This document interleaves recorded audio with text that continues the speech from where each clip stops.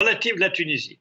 En Algérie, on est dans un autre cas d'espèce. Pour illustrer le propos, je raconterai deux histoires. La première, c'est que la compagnie chinoise, la CSEC, qui construit la grande mosquée d'Alger, chantier de 10 milliards de dollars, a envoyé 450 000 dollars d'aide à l'Algérie médicale. Et où est allée cette aide? Directement à l'hôpital militaire d'Alger, à Naja.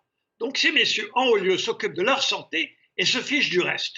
Deuxièmement, il y a eu quelque chose de parfaitement abject la semaine dernière, c'est qu'un avocat qui était emprisonné au titre du Hirak, maître Karim Tabou, a été libéré. Et puis dès qu'il a été libéré, on l'a réarrêté sous un autre prétexte, sous ordre d'en haut, et il a fait une hémiplégie. Et donc, il est dans un état de paralysie. C'est absolument incroyable à quel point ce président, qui a été mal élu, puisque les 3/4 des Algériens n'ont pas voté pour lui, maintenant manifeste une incompétence, un mépris de la population qui est très frappant. Je voudrais revenir sur vos propos sur la Chine. On le sait, donc la Chine est en train d'aider notamment les Algériens. La Chine peut-elle se servir de cette crise sanitaire dont elle est sortie pour développer son implantation sur le sol africain ?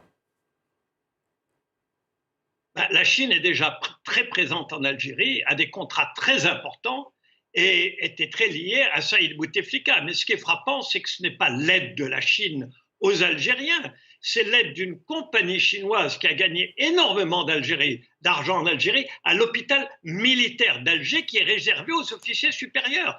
Donc il ne faut pas parler de l'aide de la Chine aux Algériens.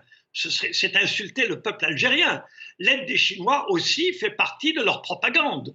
Donc peut-être que dans d'autres pays, ça se passe d'une autre façon. Mais à Alger, ils ne sont pas en train d'aider les Algériens. Il n'y a même pas un confinement général en Algérie. Donc on ne peut pas parler d'aide de la Chine au peuple algérien, pas du tout. L'Algérie où le corps médical se dit très inquiet, on a lu ses propos ces derniers jours.